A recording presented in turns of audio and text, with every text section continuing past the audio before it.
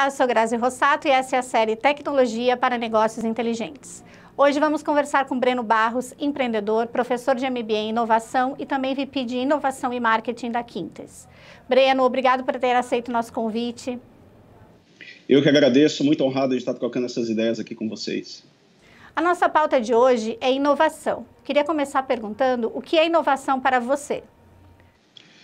Inovação para mim, diferente de criatividade, que é criar algo novo, inovação é realizar, é fazer algo de fato novo, né, tentando aí impactar pelo menos 4 grandes elementos, né, os clientes, os colaboradores desses clientes, todos os shareholders envolvidos ali, quando a gente fala no mundo corporativo, e principalmente a sociedade. Então, inovação é fazer algo diferente que possa impactar todos esses 4 elementos, resolvendo um problema real, né, não só do aspecto funcional, mas também do aspecto emocional e social, né? O grande desafio da inovação é, de fato, romper o desejo de fazer algo tão a curto prazo, porque nem sempre a inovação traz algo de tão a curto prazo, assim, às vezes é de médio e longo, para impactar positivamente esses 4 elementos. Bacana, Breno. Bom, a forma de entregar projetos de tecnologia mudou, né? Fala um pouco mais sobre isso, por favor. Mudou bastante, porque a gente vive um cenário de muita incerteza, né? E hoje praticamente ninguém sabe exatamente o que fazer e que vai dar certo. Então, precisa um trabalho de muita empatia, muita cocriação entre todas as partes envolvidas para experimentar alternativas de soluções. Primeiro, compreender de fato o problema, e não é mais naquele viés só de achar que tem uma solução para algo, mas tem que dialogar com os usuários finais, com todos esses 4 elementos que eu comuniquei aqui mais na primeira pergunta, para que a gente de fato descubra o que é relevante ser criado. E a partir daí as incertezas continuam, né? Então a gente precisa trabalhar com muita agilidade de fazer algo mínimo, colocar isso nas mãos desses usuários, testar, pegar feedbacks com eles e incrementar isso continuamente, né? Então o processo de empatia e experimentação é super importante. Quanto mais ágil eu for nesse processo, muito melhor a minha chance de mitigar essas incertezas. E hoje, falando dessas tecnologias, ela me permite algo que eu não tinha há décadas atrás, né? De usar métricas em tempo real para entender se meu experimento está funcionando ou não. Então, entregar projetos de tecnologia hoje, como você falou, mudou, e a grande mudança está na empatia e na velocidade de experimentação. Esse é o maior desafio hoje no mercado para algumas pessoas em entregar novas tecnologias nesse mundo atual. Legal, é sabido então que a gente tem que se colocar no lugar do outro e construir soluções de tecnologia não focadas somente na tecnologia, né, em quem está construindo, mas com o teu usuário final. Acho que esse realmente você trouxe muito bem, é um grande desafio. Tendo atuado e atuando em multinacionais nos últimos tempos na área de inovação, quais as principais dificuldades para liderar esse tipo de iniciativa, na sua opinião? Tem vários desafios, né? Principalmente empresas, né, multinacionais que foram bem-sucedidas nos últimos anos, né? Mas eu acho que o primeiro grande desafio é que a inovação ela não pode ser delegada para uma área de inovação. Ela tem que ser de responsabilidade do presidente, né? Eu digo que a inovação ela tem que ser de P a P, né? Do presidente ao porteiro, mas o presidente é o grande sponsor.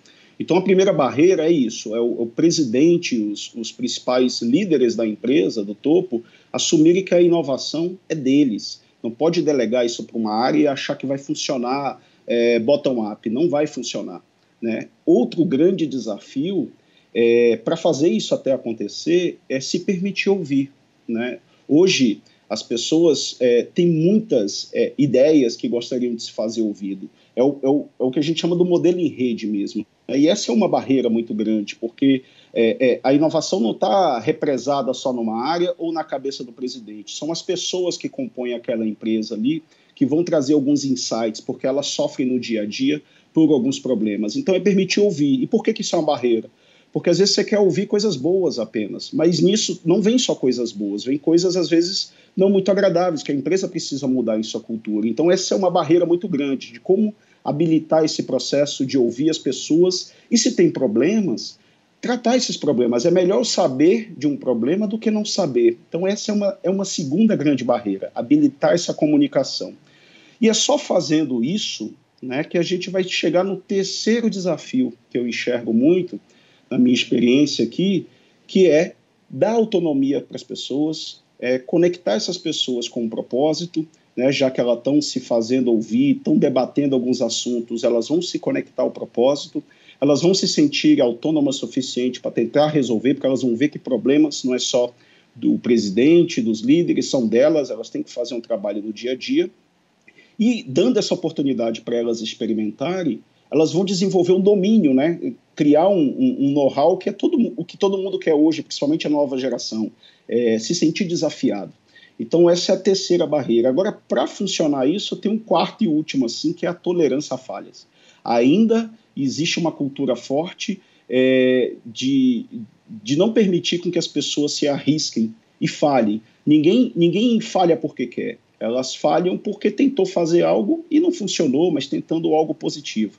Então, essas grandes quatro são as principais barreiras que eu encontrei dentro das empresas, mas é com muito diálogo, muito modelo em rede, e tendo o CEO e as grandes lideranças querendo ouvir as pessoas, permitindo com que as pessoas falhem e ajudando elas numa mentoria constante, é que as empresas vão conseguir, de fato, criar uma cultura de inovação. Bacana, Breno. Você falou de pessoas, e a gente sabe que para a inovação as pessoas são fundamentais. Nesse contexto, eu queria te perguntar quais são os profissionais mais carentes hoje no mercado e quais habilidades você entende que são diferenciais para atuar no mercado de tecnologia junto a negócios inteligentes? Essa é uma boa pergunta, né? A gente vive um mundo digital, mas que os profissionais são físicos, né? E são finitos, assim. Hoje existem algumas carências, olhando do ponto de vista técnico, né? Então, eu comentei da empatia logo no início, né? Então, profissionais que de fato consigam se colocar no outro, consigam aplicar práticas co-criativas, como design, para poder entender de fato qual é o job to be done que a gente precisa resolver, isso é uma carência ainda muito forte no mercado. E também um conhecimento em Analytics e Decision Science. Existe uma carência muito grande. A própria formação aqui, pegando especificamente no Brasil, não é uma formação que as pessoas conhecem e sabem aplicar matemática no seu dia a dia. Então, nós temos uma carência muito forte nesses dois perfis, de empatia e nesses perfis de Analytics e Decision Science. Mas eu acho que é o mais importante e o que se diferencia hoje não são nem os conhecimentos técnicos, mas sim as competências comportamentais, ou os power skills que eu chamo, né? Esse grau de colaboração, de ousadia para experimentar, essa autonomia de assumir alguns riscos de maneira controlada e mitigar elas. Então, hoje, o que as empresas estão mais buscando são profissionais que tenham competências comportamentais inclusivas, colaborativas, empáticas, mais do que o técnico, porque o técnico é fácil de desenvolver, mas o comportamental não é tão fácil assim.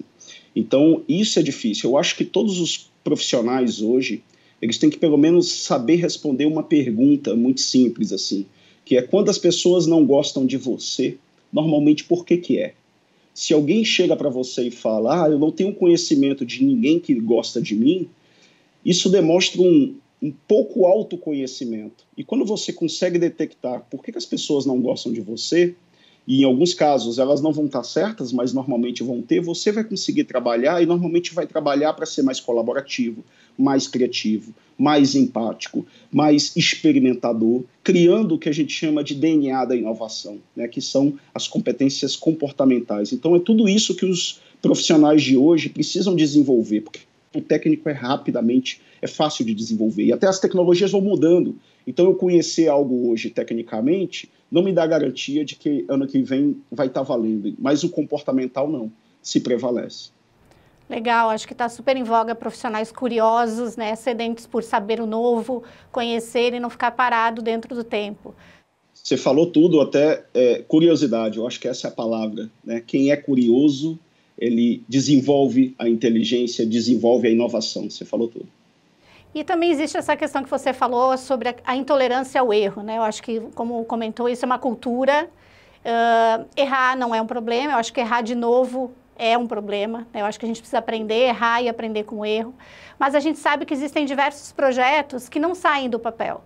E são, às vezes, ótimas ideias. Na sua opinião, por que isso acontece? Tem vários casos, né? Mas, assim, eu acho que o primeiro, para a ideia não sair do papel, eu acho que é uma obsessão muito grande pela perfeição, né? Esse tema aí da tolerância à falha. As pessoas não querem falhar, então buscam tentar imaginar seu projeto ali, antes de sair do papel, com o máximo de perfeição possível. Eu costumo dizer que se nasceu perfeito demais, nasceu atrasado, né? Então, as pessoas precisam ousar mais. E como é que elas ousam mais? Eu acho que é buscando aí o que a gente chama de job to be done, né? Qual é o trabalho a ser feito? Como é que aquela minha ideia, ela resolve um problema funcional que as pessoas precisam, elas também criam um vínculo emocional, resolvem um problema emocional, e também social, né? Olhando aqueles 4 elementos. Se você busca ter respostas para esses 3 pilares e você enxerga que, poxa, isso aqui não está perfeito, mas eu acredito que já começa a resolver esses 3 pilares, deixa eu colocar isso no ar, deixa eu experimentar. Tem que ter essa visão de curto prazo e não só de longo prazo. Inovação nem sempre vai gerar de imediato uma nota fiscal. A gente vê quantos projetos inovadores por aí que ainda não deram lucro, mas eles estão de fato transformando o aspecto emocional, social, e daqui a pouco resolve o problema funcional de fato e que o modelo de negócio seja sadio. Eu vejo também, se conectando ali com, você me perguntou da minha experiência nas multinacionais, é que esse lance do experimentar, às vezes as pessoas falam demais até, né? Criam tanta expectativa sobre aquele experimento que elas querem fazer, sai falando isso para todo mundo, para todas as áreas, que aquele que seria um experimento acabou virando um projeto. E aí, quando esse projeto não dá certo, a frustração é grande. Então, isso ajuda a alimentar ainda mais a cultura de não tolerância a falhas. Então, é bom ir lá, ousar, experimentar e trazer já resultados. Se não der certo, fica quietinho ali, corrige rápido, que as coisas vão funcionar. E outro desafio é que querem muito recriar a roda, né? A gente vive um cenário hoje, eu como empreendedor, assim, estou vivendo na pele. Eu não preciso hoje praticamente desenvolver muita coisa do zero, eu só preciso saber identificar os parceiros certos que já têm aquela competência, conectar esses parceiros e experimentar. E se der errado, a gente vai dar errado e corrigir rápido. Então as pessoas ficam querendo recriar tudo, olhando concorrentes. Hoje não tem mais concorrentes, o que existe são parceiros. Então essas são algumas dificuldades que eu vejo das pessoas tirarem ideias do papel. Legal, Breno. E a gente sabe que feito é melhor do que perfeito, né? Então, seguindo a linha de ter um ecossistema de parceiros muito próximos, engajados com a causa, acho que isso é um super diferencial. E a gente sabe que você também tem contato com o ecossistema de startups e tem apoiado na aquisição de diversas empresas.